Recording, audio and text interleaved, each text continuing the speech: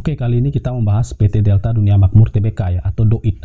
Nah, jadi DOIT ini adalah perusahaan yang bergerak di bidang jasa pertambangan melalui anak usahanya. Salah satunya itu adalah PT Bukit Makmur Mandiri Utama, yang merupakan salah satu kontraktor jasa pertambangan batubara terbesar di Indonesia berdasarkan volume produksinya. Lokasi utama pertambangan ada di Pulau Kalimantan. Jadi berdasarkan pasal 3 Anggaran Dasar Perseroan ini bergerak di bidang usaha jasa, ya, pertambangan, perdagangan, dan juga pembangunan.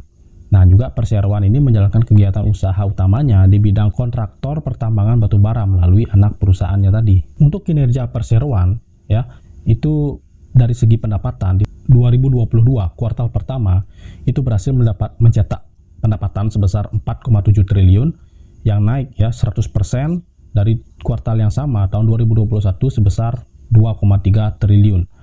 Nah, kemudian di kuartal kedua tahun 2022 Perseroan berhasil mencetak pendapatan sebesar 5,9 triliun. Naik juga hampir 100% lebih ya dari tahun 2021 di kuartal yang sama yang hanya sebesar 2,7 triliun. Kemudian di kuartal ketiga tahun 2022, Perseroan berhasil mencetak pendapatan itu sebesar 6,7 triliun. Ya, naik juga hampir 100% dari kuartal yang sama tahun 2021 yaitu sebesar hanya 3,5 triliun. Nah, kemudian bagaimana dari laba bersihnya? Ya, dari laba bersih ternyata kuartal pertama tahun 2022 itu minus 7 miliar. Ya, meskipun minusnya sudah turun dari 2021 di kuartal yang sama yaitu minus 372 miliar. Nah, kemudian di kuartal kedua itu Perseroan berhasil membalikkan kerugian menjadi keuntungan sebesar 91 miliar.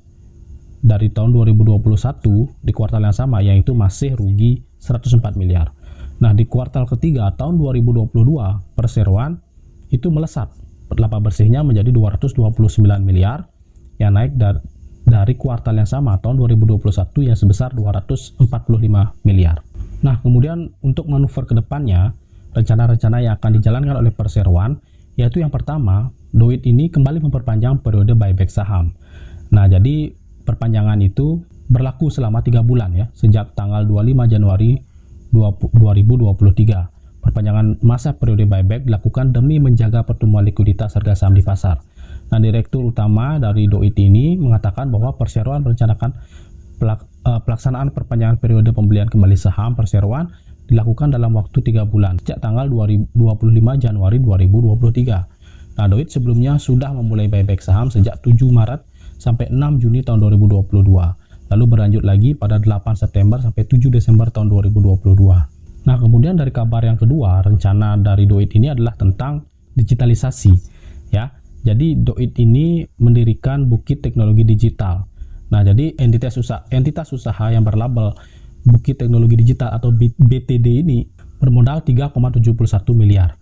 Nah, BTD resmi didirikan pada 10 Januari 2023 dan telah didirikan atau disahkan oleh Menteri Hukum dan HAM. Nah, Perseroan menguasai 3.711 lembar, 99,97% saham BTD. Pendirian usaha tersebut tidak berdampak negatif bagi kegiatan operasional, hukum, kondisi keuangan, atau kelangsungan usaha Perseroan. Justru berdampak positif untuk jangka panjang. Nah, kemudian ada kabar yang ketiga nih, ya, tentang Direktur PT Delta Dunia Makmur atau DOIT yang telah menambah porsi kepemilikan sahamnya di DOIT sendiri. Indra dan Men itu telah melakukan pembelian saham DOIT sebanyak 162.000 lembar saham di harga 302 sampai 314 per saham.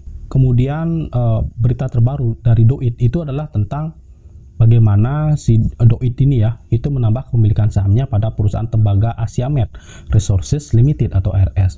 Nah, DOIT ini menambah kepemilikan sahamnya dari 15,3% menjadi 24,2% pada Asiamet pada tanggal 14 November tahun 2022.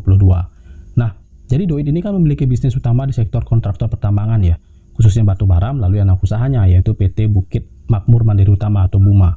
Alasannya DOIT ini mengakuisisi Asiamet itu adalah karena tujuannya untuk meningkatkan hubungan strategis dengan Asiamet.